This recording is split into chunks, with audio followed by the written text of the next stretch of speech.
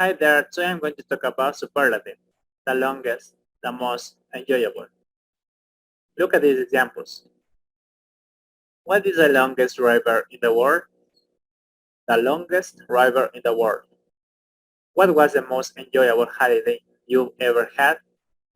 If you can see, it's the same, it's similar to the comparatives. However, when we talk about the longest, we are talking about only one thing. We are not making a comparison. We are talking about one thing is the biggest, the longest.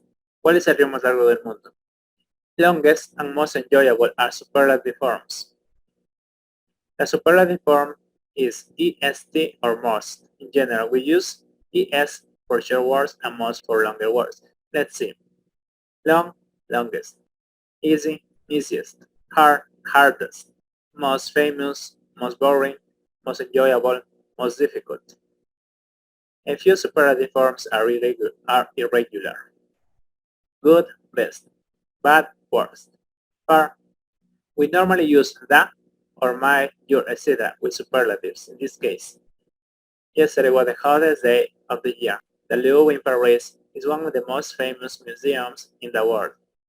Louvre, we say Louvre or Louvre, Louvre. She is really nice. One of the nicest people I know. What's the best movie you've ever seen?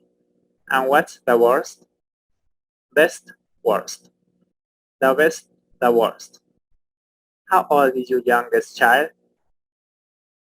Compare the superlative and the comparative. This hotel is the cheapest in the town. Superlative. Only one hotel. It's cheaper than all the others in the town. In comparatives, we are making a comparison between one thing and another, a situation or another, a person or another. She's the most patient person I ever met. He's more patient than I am.